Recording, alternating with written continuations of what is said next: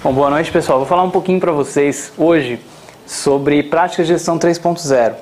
Recentemente, o Jürgen escreveu um livro novo, né, chamado Management 3.0 Workout. Já venho falando para vocês há algum tempo de Management 3.0. Nesse livro ele focou bastante nas práticas mesmo, em coisas que de repente você pode levar de ideias de gestão para sua empresa e já começar a fazer. No livro do Management 3.0 tem muitas ideias legais também, tem bastante fundamento teórico. Esse livro de Management 3.0 Workout é muito prático e eu vou falar um pouquinho sobre a motivação para tudo isso e sobre algumas dessas práticas também, de coisas que a gente até vem fazendo, algumas delas aqui na BlueSoft.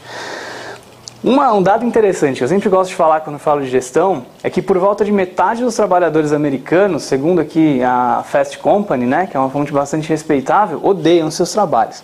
Não é que eles não gostam, eles odeiam. Então imagina que metade das pessoas não gostam do que estão fazendo, né?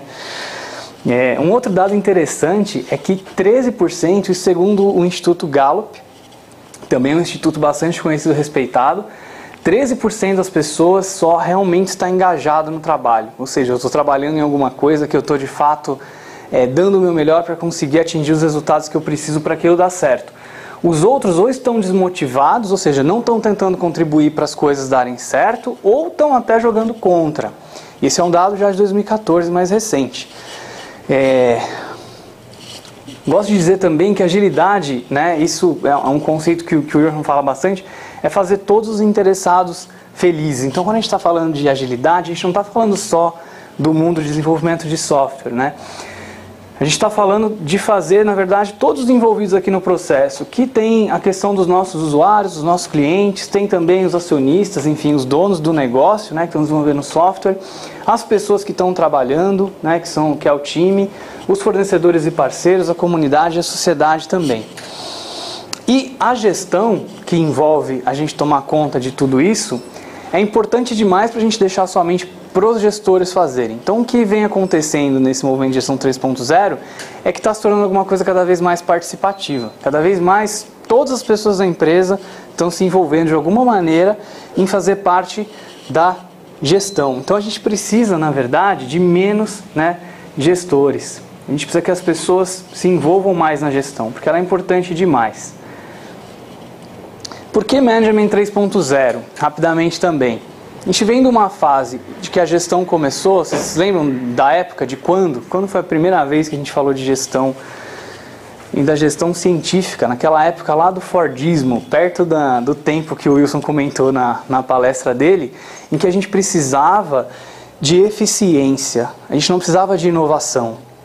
As necessidades eram diferentes. A gente precisava de pessoas que fizessem um trabalho que fosse a menor unidade de trabalho possível para que ela fizesse aquilo muito bem. Era um trabalho repetitivo, ela fazia sempre a mesma coisa, ela não podia errar e tinha que fazer cada vez mais rápido aquilo lá. A gestão 2.0 evoluiu um pouco essas ideias, né? Do Taylorismo, do Fordismo, daquela hierarquia, daquela gestão piramidal e começou a trazer ideias mais legais, mais novas para trazer ainda mais eficiência. Aí a gente entra em Balanced Scorecard, a gente entra em Six Sigma, em ideias desse tipo. E a gestão 3.0 traz os conceitos de complexidade para a gestão. Esse monstro aqui, que é o Marty, ele fala das visões da gestão 3.0, né? Considerando que é um sistema complexo. Então a gente na gestão tem que se preocupar em motivar as pessoas, tem que se preocupar em delegar, tornar as pessoas mais poderosas, né? Empowerment. Tem que ter restrições, metas, para onde a gente está indo, vamos remar o barco na mesma direção, qual que é o nosso objetivo, onde a gente quer chegar. As pessoas estão motivadas, elas têm autonomia para fazer as coisas, elas sabem o que elas têm que fazer, mas elas têm que estar capacitadas para fazer aquelas coisas, né? Se a pessoa não estiver treinada, não estiver capacitada, não tiver condições de atingir os resultados, não adianta ter meta. Então elas também têm que estar capacitadas, competentes. E a gente precisa saber como se organizar, como a gente forma equipes, como que a gente divide essas equipes. A gente forma equipes por função, equipe de desenvolvedor, equipe de testador, equipe de marketing, equipe de design, equipe de qualidade, equipe financeira, equipe fiscal, ou a gente forma equipes multidisciplinares, em que a gente mistura pessoas com perfis diferentes para atingir um resultado, para atingir uma meta comum. Então, em formar estruturas, a gente discute esse tipo de coisa, como a gente se organiza dentro de uma empresa. E finalmente a gente precisa garantir que essa organização está melhorando sempre, nunca pode parar de melhorar, melhoria contínua. Então esses são 6 olhos do Marty, são 6 olhos da gestão 3.0. Ela leva essas 3 visões em consideração. Falando um pouquinho das práticas, né? Uma das coisas mais importantes para a gente poder se desenvolver é a gente saber o que a gente pode melhorar, é a gente saber o que a gente fez bem, é a gente ter algum tipo de feedback. Daí o Jürgen apareceu com essa ideia maluca desse Kudo Box, que é uma ideia bem simples, mas bastante poderosa. Ele cita esse estudo da revista New Scientist, alguém já leu essa revista, conhece? Que diz o seguinte, né, que pode chocar as pessoas aprender que cada vez mais a gente tem evidências de que bônus, né, de que pagar por resultado, pagar as pessoas mais pela performance, faz com que elas tenham uma performance pior. Então é uma prática comum do mercado pagar mais para as pessoas que atingem melhores resultados. Bônus, né? Equipes de venda, equipes de marketing, é muito comum ter esse tipo de coisa. Só que os estudos vêm mostrando que as empresas que usam essas práticas, quando elas começam a utilizar essas práticas, elas começam a ter resultados piores do que tinham quando não tinham essas práticas. Porque na realidade as pessoas não são motivadas apenas por motivadores extrínsecos, apenas por dinheiro, por exemplo. Tem mais coisa ali, né? Não se trata apenas de dinheiro. As pessoas se motivam também porque elas gostam de ser cada vez mais competentes. Já viu aquela pessoa que quer se tornar cada vez melhor naquilo que faz? E essa é a motivação dela? Aquela pessoa que gosta de independência, que quer mais autonomia, aquela pessoa curiosa, que quer tentar coisas novas, e poder tentar coisas novas faz ela se motivar mais. Tem pessoas que precisam de ordem, precisam ser aceitas, ou por honra, por exemplo, né? Aquele desenvolvedor que diz assim, eu sou um desenvolvedor ágil, eu não escrevo uma linha de código sem testes. E ele se motiva para ser o melhor profissional pela honra de ser um desenvolvedor ágil, né? Tem aqueles que buscam mais poder, mais status, que buscam se relacionar melhor com as pessoas, e também aqueles que se motivam por um propósito, por alguma coisa que seja maior do que ele mesmo. E o Kudo Box não deixa de ser uma pequena recompensa, mas é uma recompensa simples, é uma espécie de reconhecimento, uma espécie de elogio.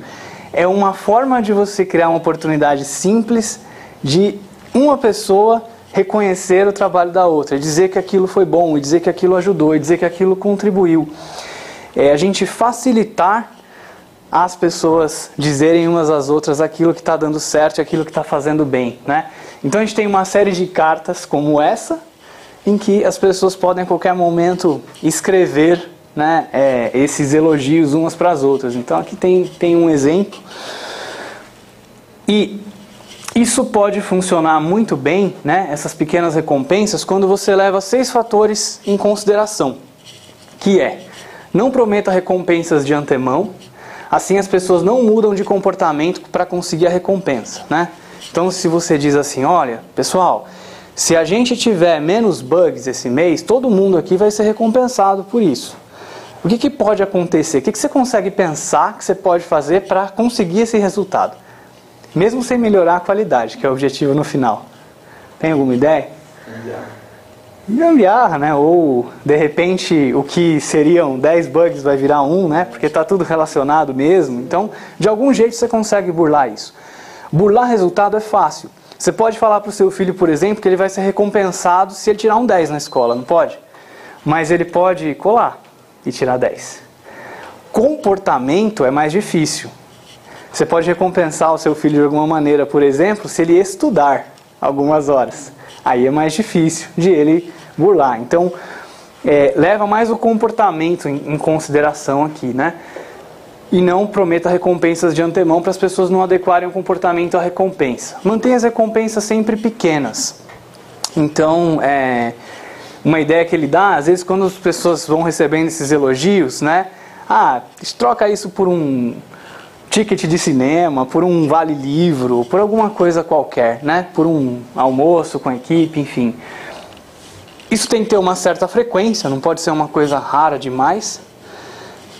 Recompense publicamente em vez de em particular, né? Todos devem compreender também por que daquela recompensa. Por que a pessoa recebeu aquele elogio? O que ela fez certo? Qual é o comportamento que todo mundo quer que aquela pessoa tenha, que ela mereceu aquela recompensa, né?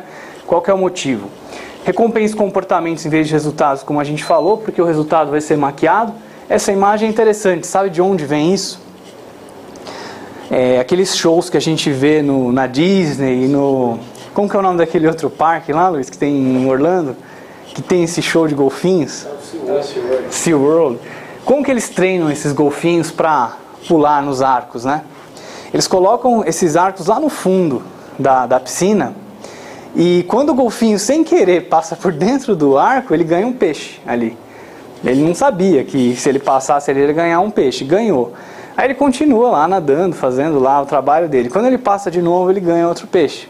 E devagarinho eles começam a subir, né, esse arco. E aí então ele quer ter cada vez mais aquele mesmo comportamento. Porque cada vez que ele tem aquele comportamento, ele recebe o peixe que é a recompensa dele. Por isso que a gente vê aqueles baldinhos de peixe na hora da apresentação, porque ele teve o comportamento, ganhou o peixe. E recompense pares, não subordinados, né? Sistemas complexos são melhor avaliados de dentro. Então, aqui a grande importância de as pessoas poderem recompensar também umas às outras, e não somente a recompensa vir de um gerente para um subordinado. Essa pesquisa do Dumping também é bem interessante, e também comprova que recompensas em dinheiro funcionam muito bem quando você está falando de algum trabalho que é mais repetitivo. Quando você está lidando com trabalhadores do conhecimento em geral, essas recompensas em dinheiro, por mais contraintuitivo que isso possa parecer, mais uma fonte que mostra que o resultado acaba sendo pior do que antes de existir essas recompensas. Pessoal, por enquanto eu agradeço, obrigado, vou parar por aqui, porque tinha mais 3 práticas dessas para falar, mas o Bruno está me mostrando o tempo ali, não vai dar. Fica para a próxima semana. Obrigado.